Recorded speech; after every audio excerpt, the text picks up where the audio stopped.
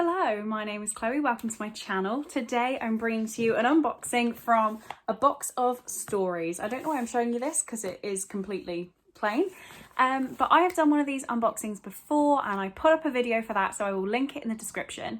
And as doing that and buying the box, I had a referral link, and then somebody was so nice to use my referral link, so I got a bit of money off and decided the best way to act on that was to just buy another box. So this is the mystery fiction box, as in not mystery as in the genre mystery, as in mystery I don't know what's in here mystery, but it's just the general fiction, and it costs £14.99 including postage, and you are guaranteed 4 books in this box. This is insanely heavy. If 3 of these aren't hardbacks, then I don't know how it's so heavy. Like, I'm actually struggling. And basically you can sign up with your email address, and as long as you order with that email address you won't get duplicates, which I think is a great addition to this. As I've said, this video is not sponsored in any way. I'm not that successful, but somebody did use my link, so I'll make sure I put my link down in the description again, and if people use it then I will be more than happy to buy another box. So yeah, let's just get into this. I can't show you on camera because unfortunately where the opening of the box is where my address is, so I'm just gonna have to do that off camera. Okay, and I am in. Again, I guess, can I show you? Yeah, I can show you that section. I can't show you underneath that. So here we are, and I'm trying not to look. It's wrapped. Oh no, it's not. It's just paper. So I said last time that I felt like it was a little bit underdone, and that there wasn't even a postcard or anything. So this time I have a postcard that says a box of stories. It says, congratulations, you've uncovered 4 hidden gems and saved 4 amazing books from being lost forever. Happy reading. It says 1 box, infinite possibilities. So that's pretty cool. And we have this cardboard on top. Wow, these are some big books. Let me see what these are. They are all huge. So I'm trying not to look. I've seen one that already I might give to my nan, to be honest, and that is The First Confessor by Terry Goodkind. The Legend of Magda Sirus, a Sword of Truth prequel. This definitely doesn't feel like something I would ever read, but maybe that's the point. Maybe I'm supposed to find new things. So this looks like it is a prequel to another of this author's series. It's a prequel volume to the Sword of Truth series set a millennia before Wizard's First Rule. So if anyone here has read, well, this or Wizard's First Rule, let me know. So it says, war is coming and first wizard Baracus, leader of the New World, lover of life, is dead.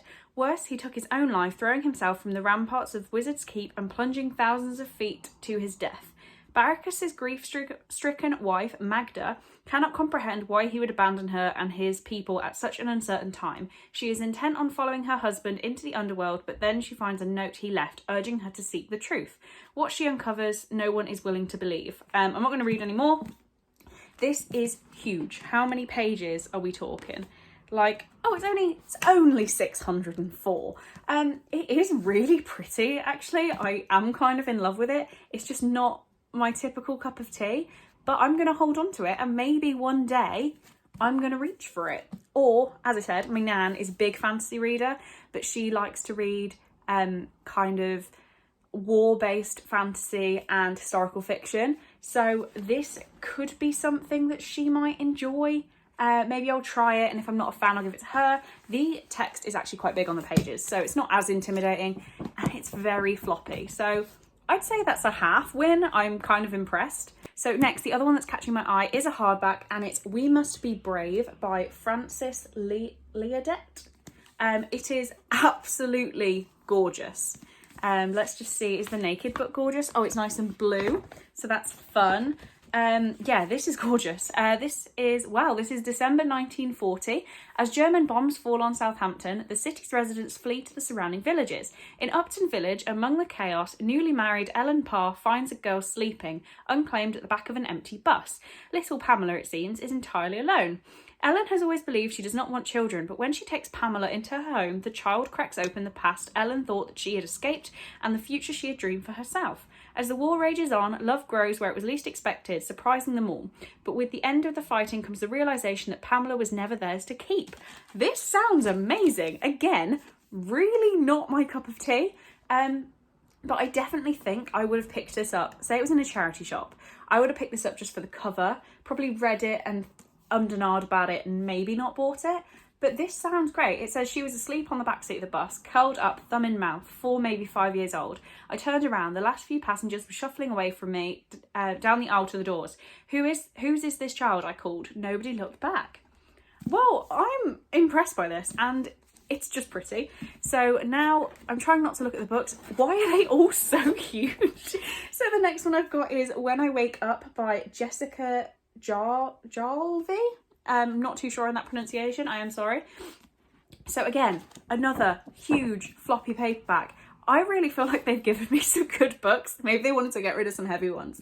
So this says, when Anna, a much-loved teacher and mother of 2, is left savagely beaten and in a coma, a police investigation is launched. News of the attack sends shockwaves through her family and their small Swedish community. Anna seems to have had no enemies, so who wanted her dead? As loved ones wait anxiously by her bedside, her husband Eric is determined to get to the bottom of the attack. He soon begins uncovering his wife's secret life and a small town riven with desire, betrayal and jealousy. As the list of suspects grows, it becomes clear that only one person can reveal the truth, and she's lying asleep in a hospital bed. This sounds really, really good. I am loving the idea of that, and I don't feel like it's going to be long till I pick this up. It's just very long. Like, I'm not quite sure how a thriller is going to take this much attention. It's nearly 500 pages. The cover is also pretty creepy, but I am liking the spine. It's not going to sit nicely on my shelves because it is huge. Like the rest of these books, these are going to be difficult to place on my shelves. That's fine. It's what secrets will be revealed when she opens her eyes.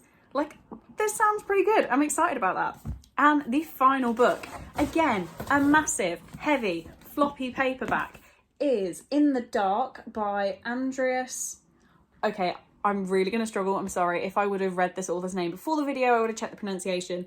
I'm not going to try. I'm going to butcher that. So that's the last name. She lives in a world of shadows. How can she bring a killer to light? Jenny Aaron was once a part of an elite police unit tracking Germany's most dangerous criminals. She was the best until it all went wrong. A disastrous mission saw her abandon a wounded colleague and then lose her sight forever. Now, 5 years later, she has learned to navigate a darkened world, but she's still haunted by her betrayal. Why did she run? Then she receives a call from the unit. They need her back. A prison psychologist has been brutally murdered, and the killer will only speak to one person. That sounds amazing too. And the cover, the spine is really cool. I've got some good books. I really don't know what more to say about that. Again, really, really long. Nearly 500 pages again. Well, 450. But floppy paperback. To the point where I just flopped it and the spine completely cracked. And it's not even marked. It has actually. I've just cracked the spine accidentally. Not mad. Slightly mad. These books, no wonder this box was so heavy to carry up the stairs. Look at that.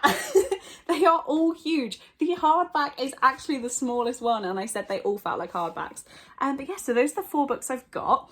As I said, I've done one of these unboxings before. I definitely think this one is better for range. So last time I got, I'm pretty sure, like 2 literary fictions and 2 thrillers, which I guess it's relatively similar. I've got some thrillers in here. But I haven't actually read any of those books yet. So what I'm planning on doing is I have 8 books from this company, and I'm going to do an reading 8 books from a box of stories kind of vlog thing, I think, where I read each one and let you know my feelings, just to give a bigger review on the sort of books you get from my opinion. I'm a very big YA reader. They do have a YA box, but it's a little bit more expensive, and I didn't want to risk getting things I wasn't interested in and paying a bit more. I'd rather get the cheaper box and risk it. What more do I have to say? Haven't really bothered with my appearance for this video. I did want to mention that. This got dropped off 10 minutes ago. I've just hit the 10-minute timer on my phone. And I couldn't possibly wait to open it. So that's why you're getting this sort of dressed down version of me. I am sorry about that. I was just too excited, and the messy bun occasionally sticks on top of my head. It's just a bit just a bit wonky.